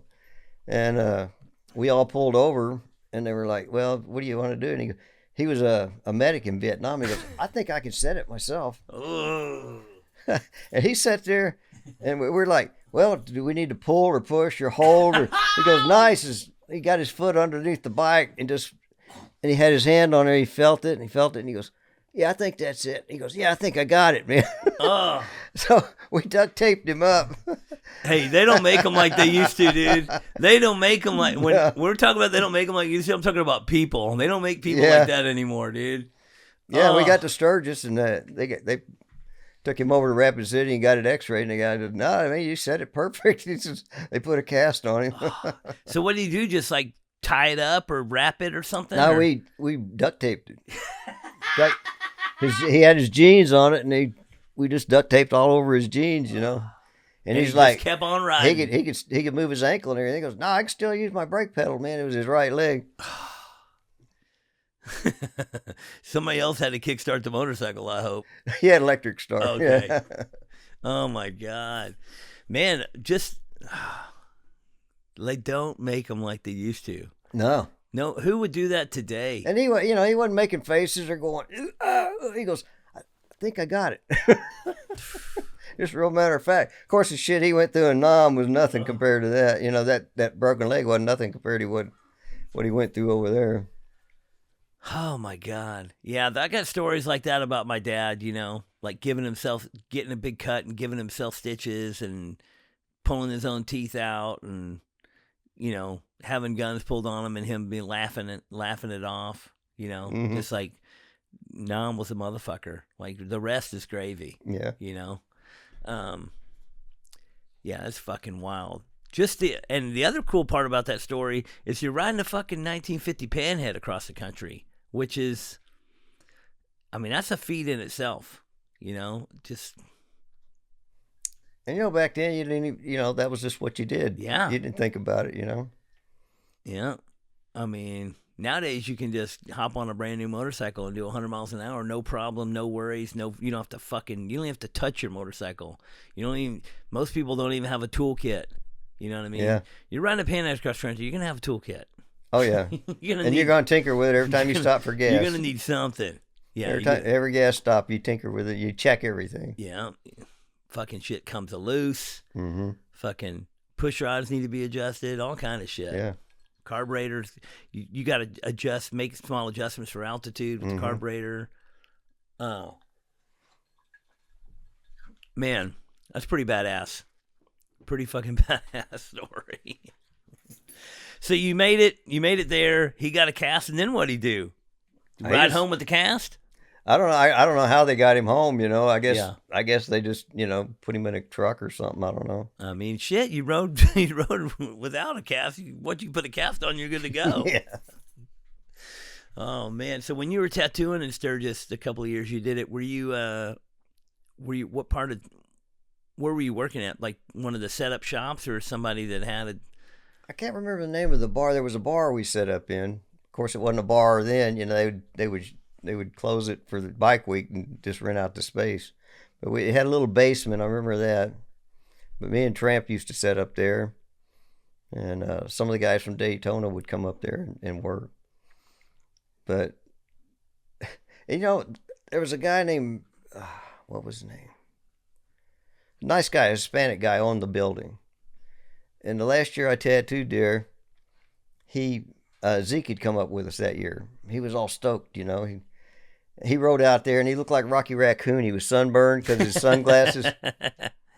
And I can't remember that guy's name. Anyway, at the end of the week, you know, he's like, man, he says, you know, I want to retire. He says, and move up to Belfouche. He says, why don't you guys buy this building from me? And me and Trent were you know, we kind of blew him off. We were like, what the fuck we want with this old building, you know? Oh God. And we had enough money in our pockets after bike week. We could have gave him cash for it, what he's wanting for it, you know? And we're fucking, man, we completely shot ourselves in the foot on that one. Might have been a good deal. Oh yeah, definitely. That thing's worth $1 million now, you know. Oh, where was probably, it? It's right across from the armory. Yeah. Yeah. Probably more than $1 million. Yeah. I mean, the first year I went there and tattooed was 1980 for the 50th anniversary. I had an old school bus. And they charged me $100 for the week to set up it in front of the armory there. Oh my God. Now it's $100 a square foot. Oh, I mean, people go up there and pay thousands of dollars for Airbnb fucking an hour away. Sure. You know, it's crazy. Yeah, it's fucking wild. I know a lot of people, you know, that over the past 20 plus years have, you know, gone up there and tattooed, and people that still go up there and tattoo. And it's now, I don't think it's as. I think it's still pretty lucrative to go tattoo there, but now there's so many people tattooing there. Well, and the city got wise. Every block has somebody every big, every campground has a tattoo shop put in it. Every big, the big saloon. Well, the city got wise to how much money they were making, and all of a sudden you got to go in there and you got to put up a $1,200 tax bond up front because people wasn't paying. They say, well, just the guy come around and go, how much y'all make? So we made $500. Okay, give me $20 and you're good. Yeah. Once they found out, Tramp was actually responsible for that. The guy says, okay, you owe me so and so. He pulls out this big horse choker rod and starts trying to find something small enough to pay the guy with. The guy's eyes got big. Next year they wanted to tax up. Way to go, Tramp. Yeah.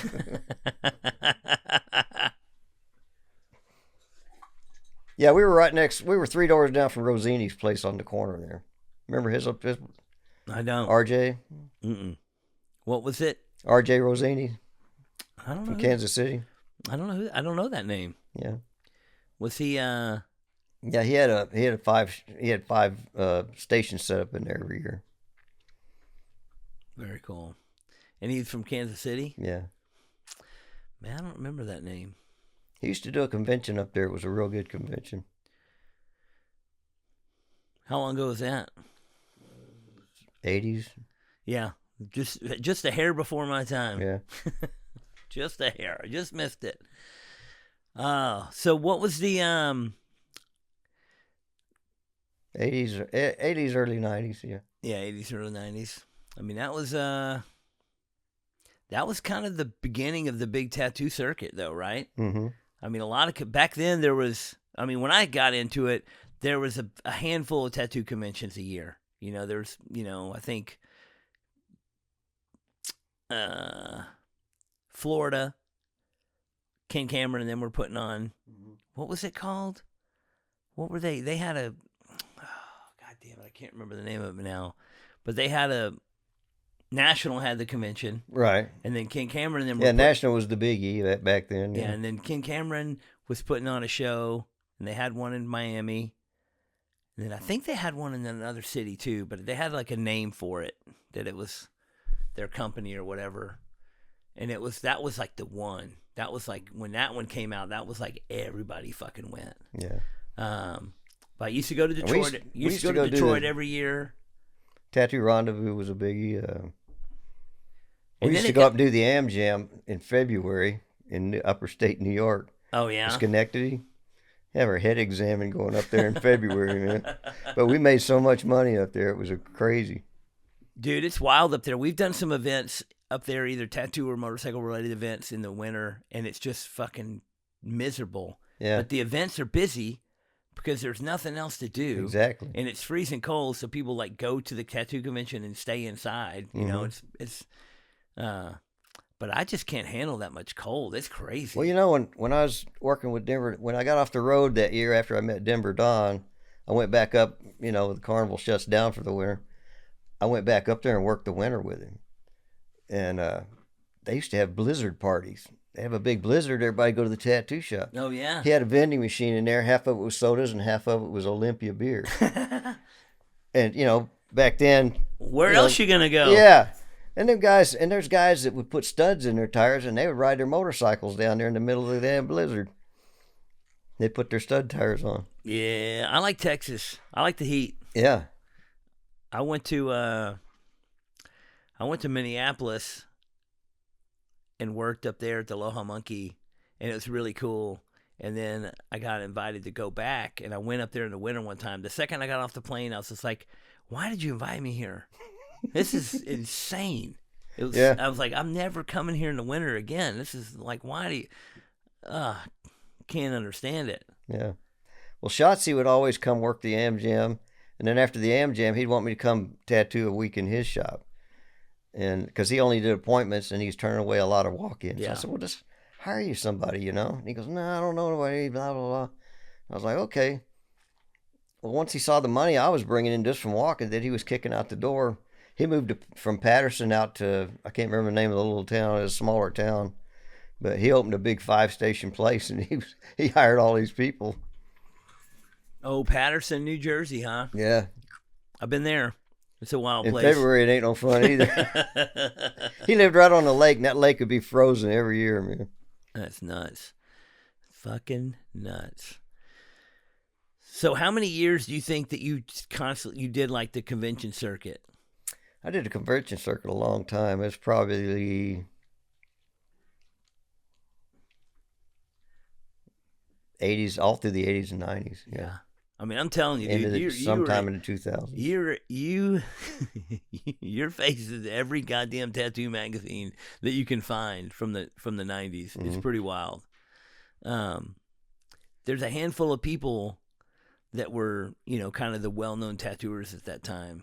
You and Gil and Jack and that are in just basically in every tattoo magazine. Mm-hmm. And then you being here in Texas, in Fort Worth, I mean, you probably, you were the rock star tattooer in this part of the country. You got pretty well known for tattooing, other. I mean, you tattooed rock star people like Pantera guys. Mm-hmm. Got tattooed them, built a pretty good. I mean, that probably had to help building the name of the shop, right? Oh, definitely, yeah. Yeah, just that being out there, everybody knew that was the place to fucking go. Mm-hmm. So at the height of the shop over there in Fort Worth, how many tattooers did you have working there? I had 5 stations. I'd have 5 guys working. You never had like more people than you had stations? No. Yeah. Well, I had a really solid crew that stayed with me all those years. I didn't have a turnover of artists. That's pretty good. Yeah. Yeah, we get to the problem, but you probably had those 5 guys that all wanted to work a lot. They did, yeah. Yeah. I mean, nowadays you get a situation, if you have 5 stations, nowadays you need like 8 or so tattooers because nobody works full time. Everybody wants to work a half day or there. Yeah. I got some of those half day people working for me now. Yeah. I love them. Well, that's back. But they don't make them like they used to. People don't want to work. Well, we work from noon to midnight every day, 7 days a week. Yeah. Hell, at Tattoo Mania, we were open from 11 a.m. till 3 a.m. That was a fucking slog right there, man. But that's when the customers were there, you got to. We were the last thing on the strip open, besides Denny's. Yeah, because people get out of the bar. Yeah. And they want to get tattooed. Yeah. I mean, that's how it was in Deep Ellum in the 90s. We were there till 3, 4, 5 in the morning every Friday, Saturday night. Well, Tattoo Mania, if we got out of there before the sun came up, that was an early night for us. I know those days. I know a lot of people that worked there back then, too, and hear the stories. Mm-hmm. But you can't, we had it, like I tell the story earlier, we changed the hours to shop in Deep Ellum.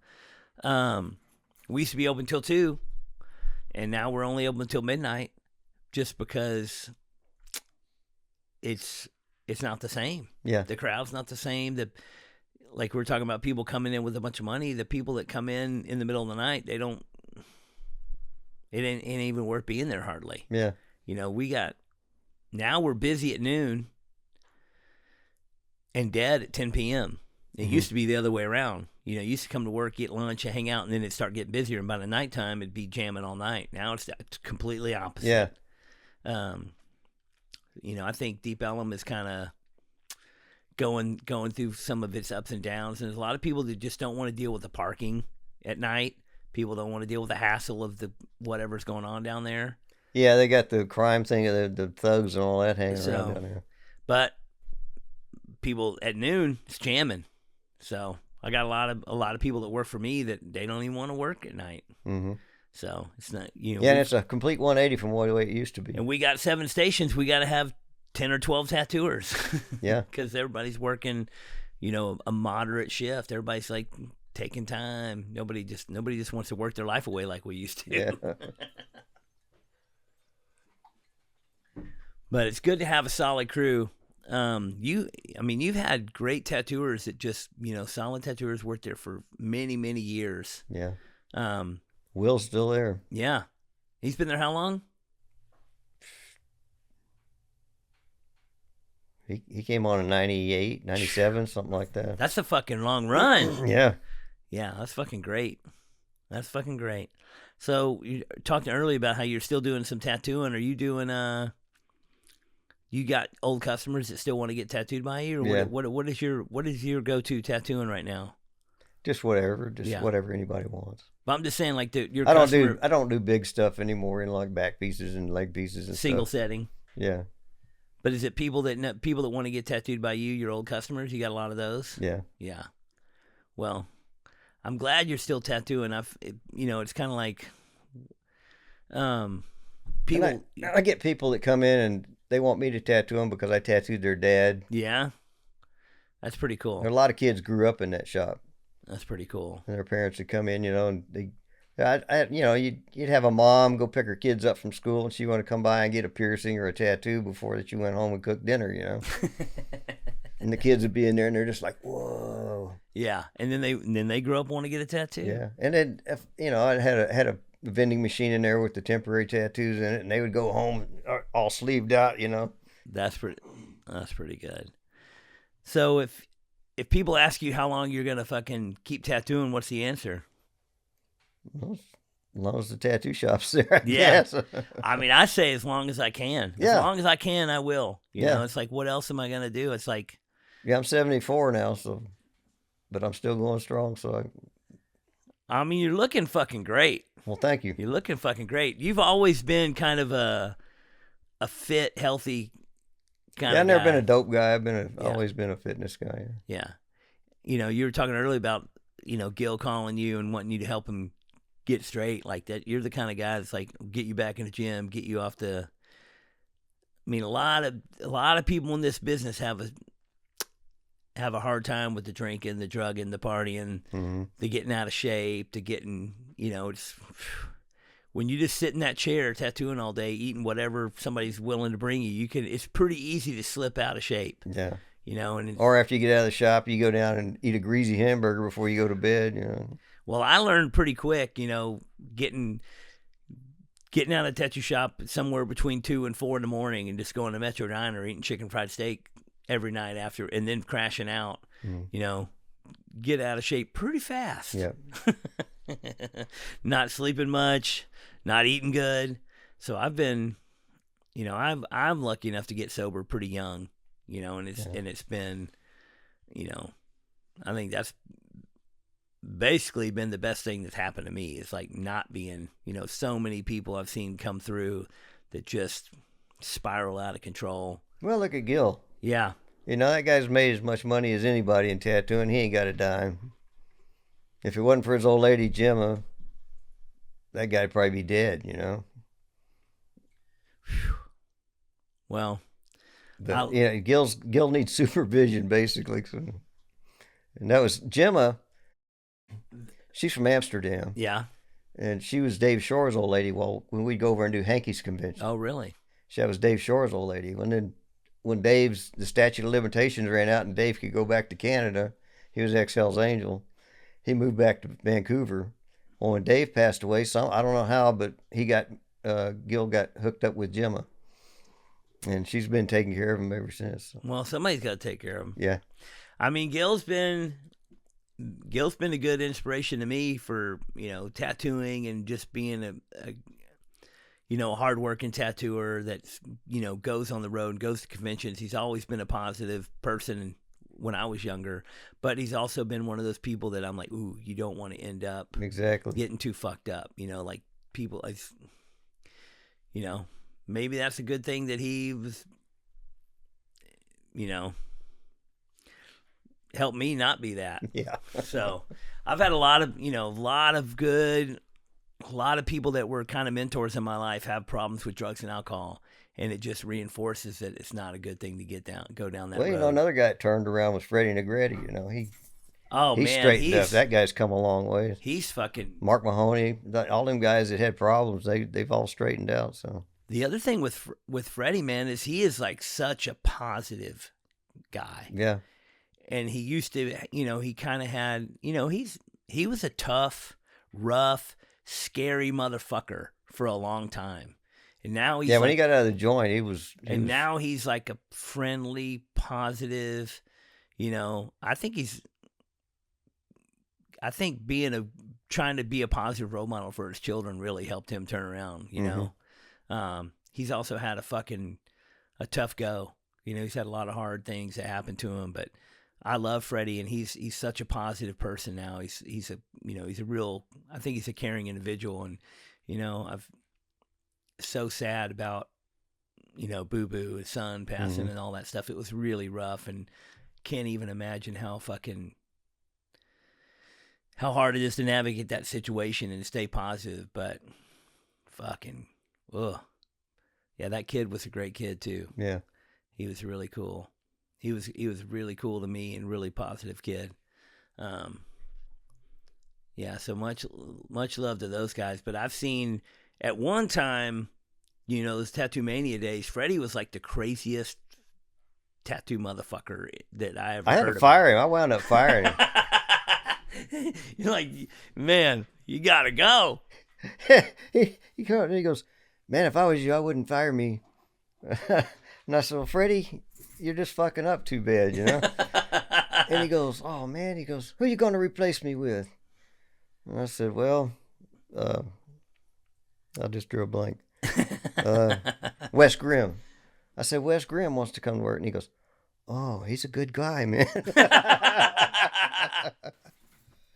But, Freddie's like Jack. He'd make an appointment for 8 o'clock and show up at midnight and start drawing, Yeah. And me and Gil be in there going, God damn, Freddie, we got to keep the shop open for you every fucking night. And, well, just give me a key, Holmes. I went, no. Burn this motherfucker to the ground. Oh, everybody's got those Jack stories, dude. I mean, I got tattooed by Jack in a hotel room and didn't get done till 8 a.m. And a funny story. Robert Hackney was getting tattooed by Jack after the convention closed. Always after the convention. Yeah. We go up the room. It's like 1 a.m. now. And we go up there, and Jack's tattooing Robert on his forearm, right? Well, he's got the outline done. And Gil's like, fuck, he's like, hey, me and Gil planned this out, so we're going to tell Jack, because that was at the Sacramento convention. And they had some kind of crop circles or something out there. Well, Jack's this big UFO freak. Oh, yeah. So we walk in, Gil's like giving me the elbow, like, go ahead. And Robert's all happy, he's finally getting Jack to tattoo him, because it's like pulling teeth. I'm like, hey, Jack, did you see the news tonight? And he goes, no, what, Holmes? I said, man, just north of here, man, they had some crop circles, and all the cows had their lips cut off. The cows were dead and everything. Down goes his machine. He gets up and he starts pacing back and forth. I told you, Holmes. I told you, it's the fucking government, man. And he just went off. Hey, that sounds just like Jack when you said that. And he's fucking going back and forth. And Robert's like, just watching him, looking at his arm. So this goes on for about 30 minutes. And then Gil's like, oh, man, I got to go to bed. We got to get a tattoo in the morning, So, okay, Jack, we'll see you later. The next morning, we saw Robert at breakfast. He goes, thanks a lot, guys. He goes, I didn't get out of there until the sun came up. Oh, man. He says, I hadn't even been to bed yet. when I got tattooed by Jack in a hotel room after a convention was over in New Orleans, that I had somebody told me, it's like, whatever you do, don't talk about UFOs. Don't talk about aliens, because you'll get sidetracked and you'll never start. And it's almost, similar story, like Jack's tattooing me, and then somebody said he asked me something about UFOs or whatever, and I was like, oh, how do I get off this topic?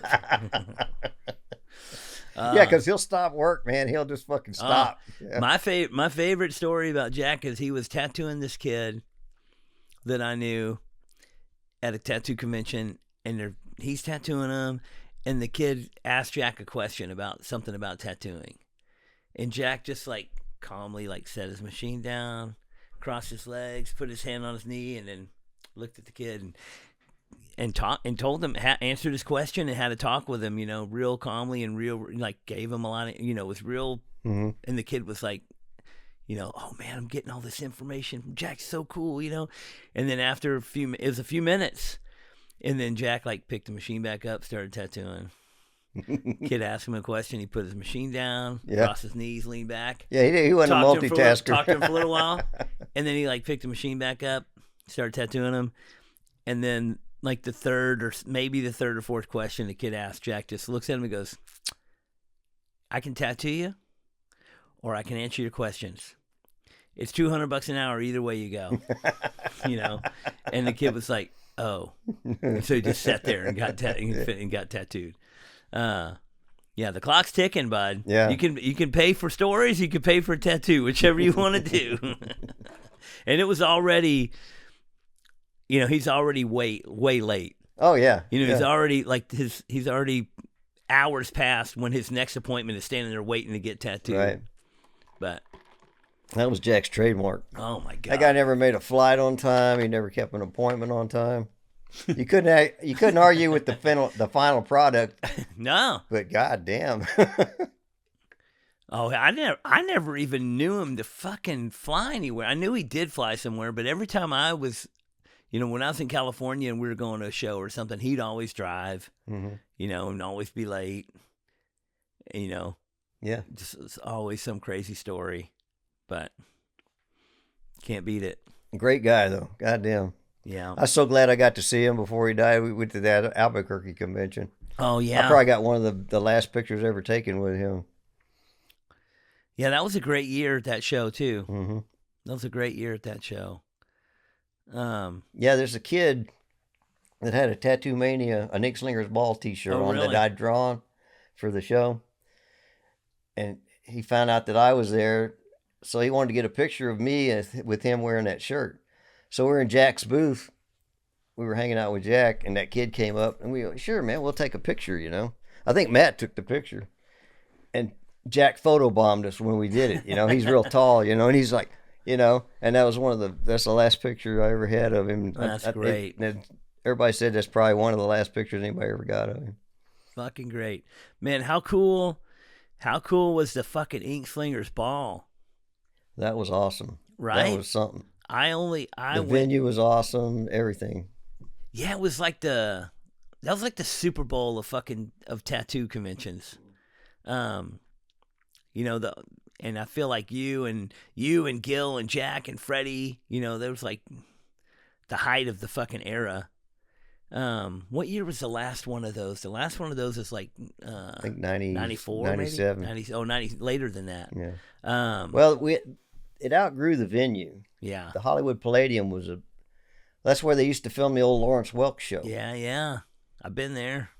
Not to Lawrence Welk, but I went to one of the. I don't think I went to the last one. I think I maybe it was 96. Well, they moved it downtown and it died. Yeah.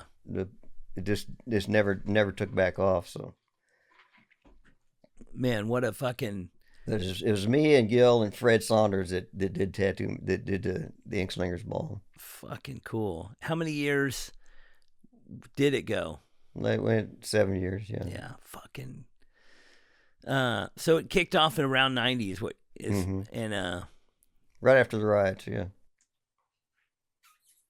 I mean, that was a great era that was when tattoo conventions really started to fucking kick off. Yeah. Well, and having Fred Saunders on our team, he knew everything about logistics, like promotion side. Yeah. Well, his business was, you know, he rode motorcycles, he got tattooed. That's how we knew him, you know. But he was this big bull of a giant, you know, big Viking guy. And he ran these crews that set up all the concerts. They did all the scaffold work, the lighting, all that. Without, you know, they're the guys that make concerts happen, you know. And he knew all the people in the prop houses there in Hollywood. So that's why we themed out the Ink Slinger's Ball every year. Like, remember I don't know if you were there, that we did a pirate theme one year. I've seen pictures. And we went to the prop house and Fred, you know, he's like, okay, pick out what you want. Me and Gil are like, wow. Pirate stuff, you know. We'd run around in there and get all this stuff. We'd lease it, and then, you know, and the pipe and drape guys would come out and put up all the booze, and it was just a cool, very cool venue. Yeah. Fuck. Yeah, the upstairs, we banished the piercers to upstairs. It was back before piercing was cool. Oh man, nobody hanging from the hooks. No, but that was that was like a fucking every time, you know, every year. As a young kid, Ink Slinger's Ball, you like look through the article about Ink Slinger's Ball, you know, all the fucking, and it seemed like it was like the mecca of California fucking tattooing. Yeah. Well, you'd have celebrities fighting to be a tattoo judge, you know. Yeah. And which is ridiculous because they don't know nothing about tattooing. They just wanted, they just wanted to be part of that scene. Fucking cool. Man, they should, that's what maybe it needs to happen in tattoo conventions is the big fucking Ink Slingers Ball reunion or some shit. That would be fucking badass. Yeah. But man, the problem is nowadays, like back then you had to hook up with all the shit and the promotion of the venue and just the story you just told. Nowadays it would be so hard and so expensive to put on you a wouldn't be able to pull it off now. Be so much to fucking deal with. But it got so bad there, the fire marshal came in and he didn't shut us down, but he's like, you got way too many people in here, Oh yeah. So we had to stop the door and we had people stacked up, and 2 people leave, 2 people could come in, 2 people leave. Yeah. We had to do that. That's when they decided to move it downtown, and it died. Yeah, you think that's a good problem to have, but at some point you have to have a sellout number where you cap it. I mean, there's a lot of tattoo conventions nowadays that like they're fucking not getting enough people in the door at all. Mm-hmm. Go to a tattoo convention, it's just empty.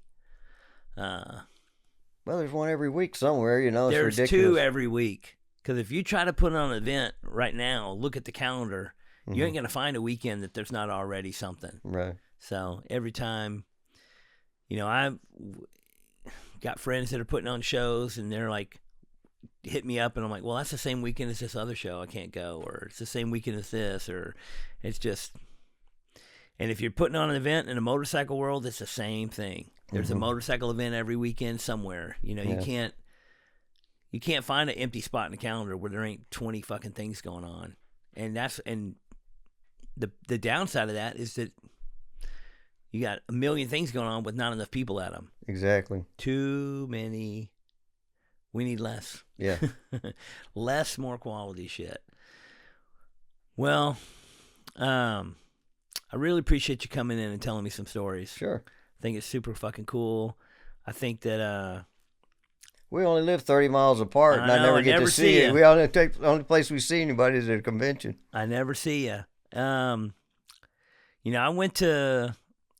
There was a run of years where I would pop in at the shop over there because I grew up in Fort Worth, and I went to and so I would pop in, and some days you would be there tattooing.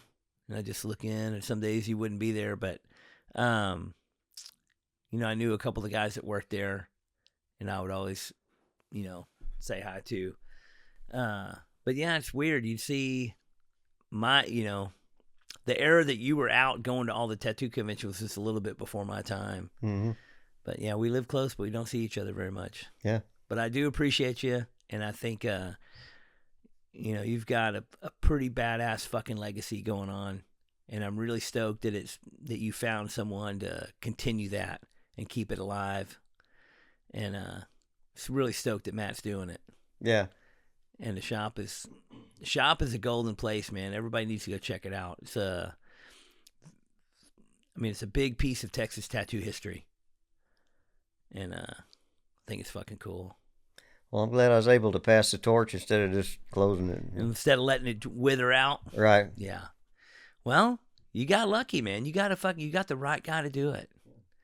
Fucking pretty badass. And like I said, you've got that net, owning the building and owning the property. It's like nobody can force you out.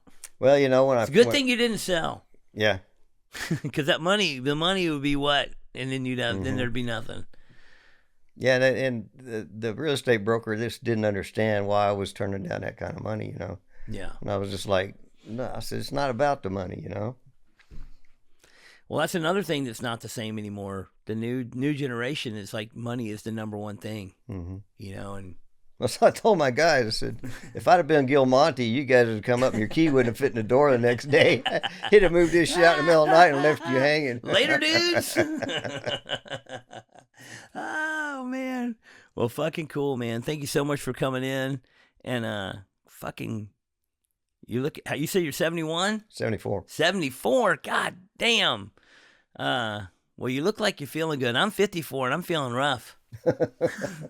I hope I'm doing as good as you and when I'm 74. 20 more years, am I going to make it? My girlfriend thinks I'm going to make it. The jury is out. If she's got anything to say about it, Yeah. you will. She's working hard. Well, thank you so much, man, and we'll see you soon. Okay, great. Hey, please remember to like, share, and subscribe. Come on, guys, click all those links, push all those buttons, because it really helps us out and gets us out there to more and more peeps. What in the Duck podcast is produced by Audra Cabral and John.com Niederkorn. Our sound, video engineer, and editor is Courtney, Jr. Larkins. Initial audio-video setup and intro music by Blake Balake Pinchon. And a big thanks to everyone that submitted questions. Y'all keep them coming. Email me any questions you would like me to answer to whatintheduckpodcast@gmail.com. Thanks for listening, and we'll see you next time on What in the Duck. What in the Duck podcast is proud to be sponsored by Anchor Screen Printing. Anchor Screen Printing has been printing t-shirts and merch products since 1999. Anchor is the place for quality, small run items. At Anchor, every print is hand done by people who care about art. You can email anchorcustoms@gmail.com to talk about getting something printed for your company, brand, or shop. Anchor Screen Printing also has its own online merch store that sells Elm Street Tattoo, Cheap Thrills, Heart in Hand, Party First Safety Maybe merch, and much more. So go to anchorscreenprinting.com today and buy some cool shit. Or you can click the link provided in this podcast to shop now.